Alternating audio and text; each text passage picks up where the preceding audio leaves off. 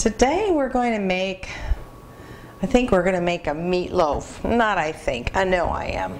In fact, I have all the ingredients out and ready to show you my little twist on an Italian meatball that I kind of made into a Greek meatball. Now, everybody can look in your pantry and in your refrigerator, and you can just get your 2 pounds of ground beef going with a whole host of ingredients.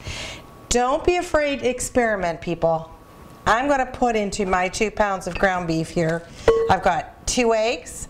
I've got ketchup. Yes, I'm even using good old American ketchup. But I am going to put a little bit of goat cheese because I love goat cheese. I have a little special feeling towards that because when I was really sick and ill many years ago, goat milk got me up on my feet. There's a lot of good things about goat milk. We'll talk about that later. I'm going to use little panko breadcrumbs, and looky here what I have. This is garlic. It's not your fresh garlic. It was. What I did is here's the other half of the whole garlic I roasted, and I chose to pop out and just chop up some roasted garlic. Try and make this for yourself. You can make roasted garlic and spread it on bread as a delicious side for a meal. So instead of using the fresh, I roasted it in my oven. I also am adding some Kalamata olives, which I love. I know I'm Italian. Truthfully, I like Kalamata oil a lot better than the other oil. I've got a little bit of milk. I've got a little bit of sun-dried tomatoes, and in here I've got a teaspoon of pepper, teaspoon of salt, and of course I've got my grand old onions, and I like the red onions. This is a good size onion that I chopped up really well. So what we're going to do is we're going along here, we're just going to add everything to our meatloaf. And then what I do is I bake it. I'm going to put the garlic, get all the wet stuff in first. And we're going to put the salt and pepper. Normally I would put 1 teaspoon of salt per pound. But because we are adding goat cheese. You can add feta cheese if you like feta. I like the goat. So I don't put as much salt.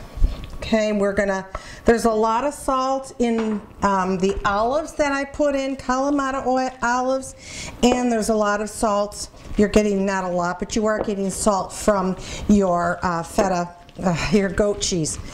You know what? Feta really is the most popular cheese.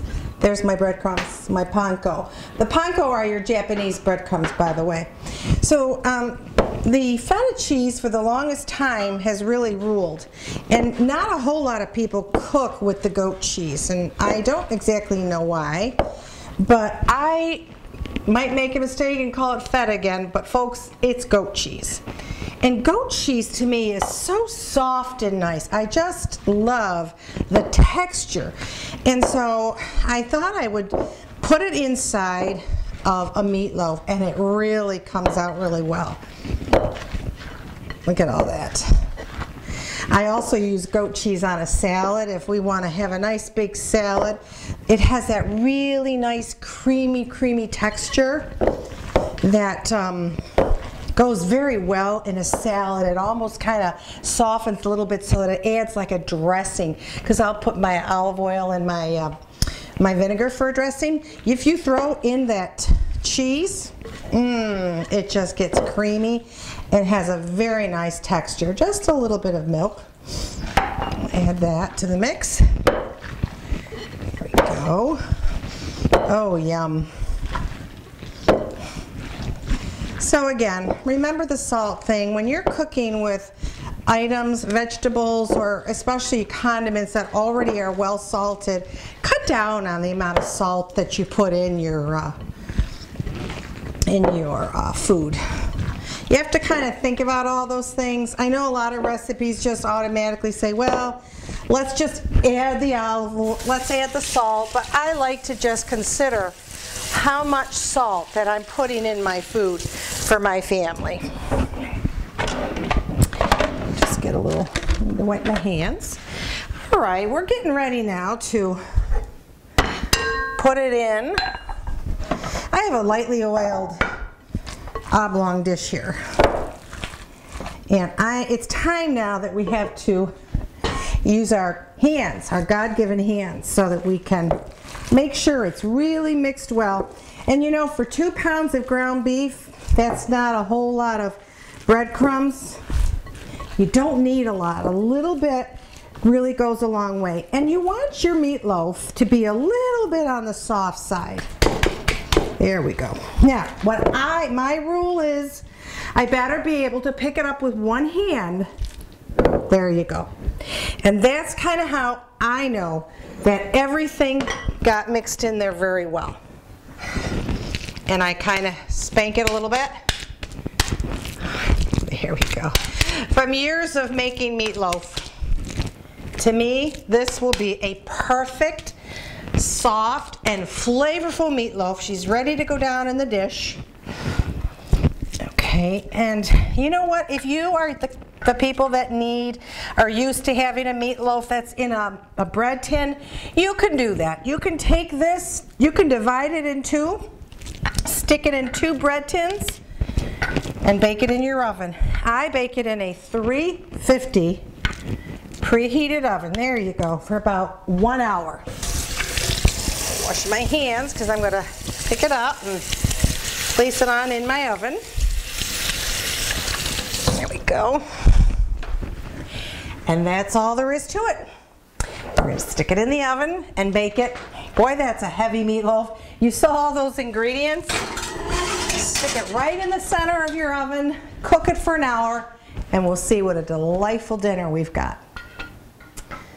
So our Greek-style meatloaf has been baking for about a little over an hour.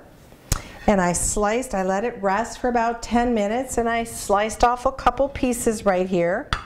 Look at that. Look at all the nice things that we put in there. You can see the Kalamata olives. You can see the tomatoes. And then you can sort of see the goat cheese. Lots of onion, of course, we put in here. We are going to taste this. And you know, it's just the right amount of salt. That's good. Remember, we only put a teaspoon for 2 pounds of ground beef. And the goat cheese, you can see the little white flecks here, is so good. It makes you feel so good knowing that you're eating a cheese that is so valuable to your body. It's less in calories, less fat than your cow's milk, plus you have a lot more vitamin content. And goat milk has probiotics too, which is very helpful for our digestive system. So if you want to learn a little bit more about the goat milk, goat cheese, start using it. Go to my food facts page and enjoy this wonderful, tasty meatloaf. And you can get the recipe on my memorableFoodDishes.com. So from Debbie's Kitchen to yours, here's enjoying a healthy meatloaf.